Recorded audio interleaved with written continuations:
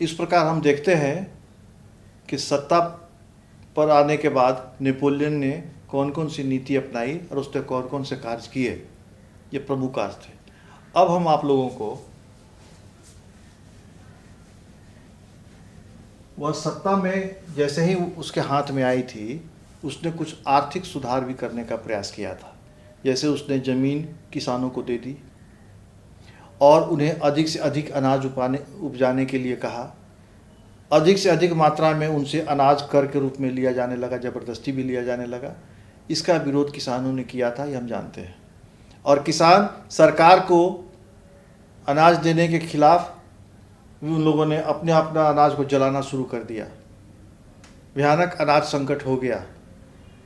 इन्हीं सब कारणों के कारण लेनिन को नई आर्थिक नीति लागू करनी पड़ी, न्यू इकोनॉमिक पॉलिसी।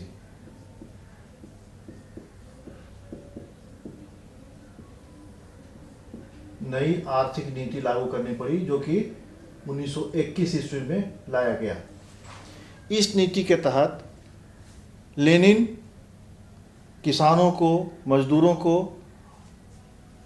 कुछ राहत देने का प्रयास किया। हालांकि यह साम्यवाद के सिद्धांत के खिलाफ था। नई आर्थिक नीति में हम देखेंगे कि उसने भू स्वामित्व की बात की, जमीन पर किसानों का हक दिया। उसने व्यक्तिगत संपत्ति की बात की। लेकिन लेनिन कहता था कि इन थोड़े थोड़े अगर सुविधा देकर हम बहुत बड़ा गोल अचीव कर लें, हम साम्यवाद का प्रचार प्रसार या शासन ढंग से कर लें, तो वह घाटे का सौदा नहीं है। थोड़ा आगे बढ़कर, 3 कदम आगे बढ़कर 1 कदम पीछे हटना बुद्धिमानी है। तो अभी तो हम 2 कदम आगे हैं। हम बाकी सब लागू कर रहे हैं साम्यवादी विचारधारा का, और यह चीज़ हम साम्यवाद के खिलाफ 2 चीज़ अगर दे दिए तो क्या फ़र्क है, बाकी तो हमारा लागू है ही। इसी सिद्धांत पर, इसी समझौता पर लेनिन ने नई आर्थिक नीति लागू की। इसने अब कर निश्चित कर दिया कि इतना ही आपको कर देना है। अब मनमाने ढंग से या ज़बरदस्ती कर नहीं वसूला जाता था, क्योंकि इसके पहले जब ज़बरदस्ती लोगों से अनाज लिया जाने लगा तो लोग इसका विरोध, किसान इसका विरोध करने लगे थे।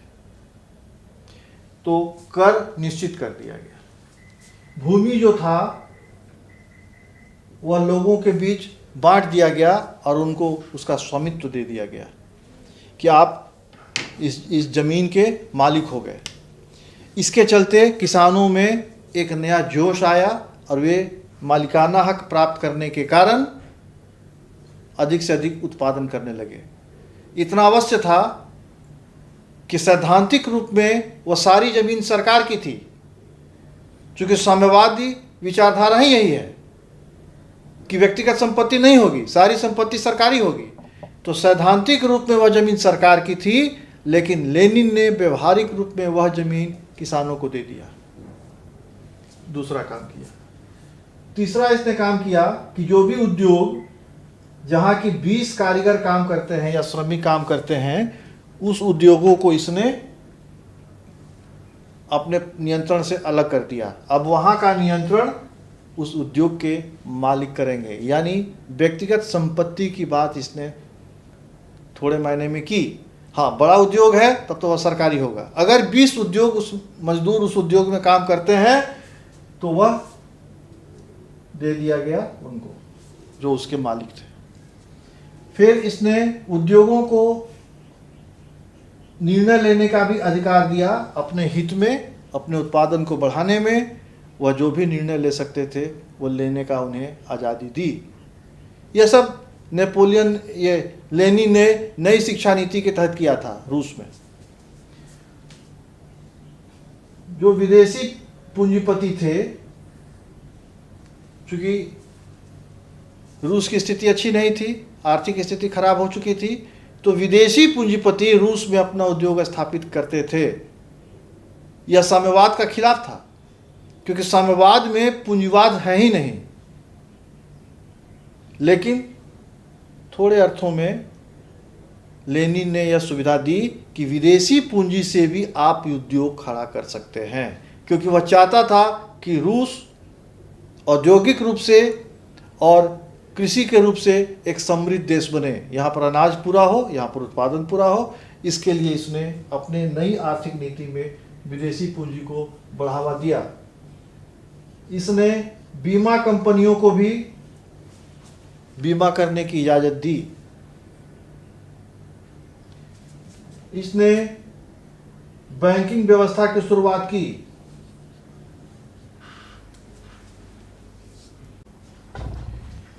नई आर्थिक नीति में इसने बैंकिंग व्यवस्था का भी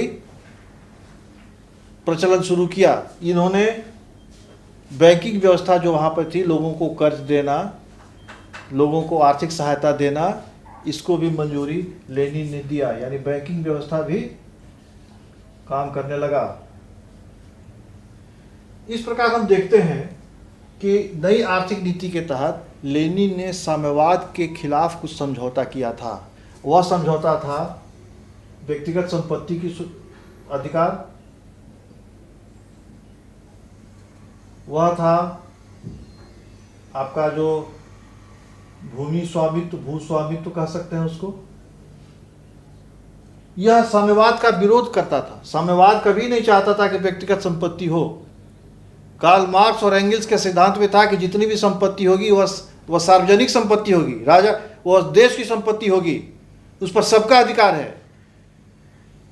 भू स्वामित्व, जितनी भी भूमि है वह सरकार की है, आपको दिया जाएगा, आप उसको जोतिए, अन्न उपजाइए और आपको उसका हक मिलेगा।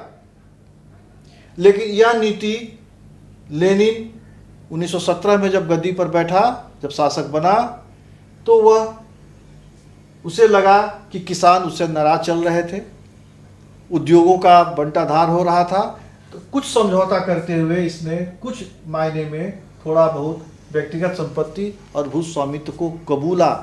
यह समझौता था। हालांकि लेनिन की इसकी आलोचना होती है कि उसने ऐसा क्यों किया। साम्यवाद का इसने एक तरह से उल्टा काम किया।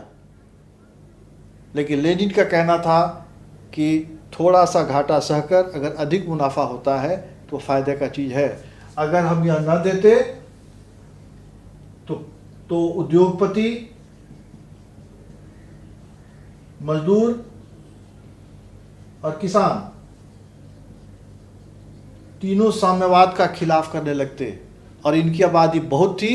इनको शांत करने के लिए लेनिन को थोड़े अंशों में समझौता करना पड़ा।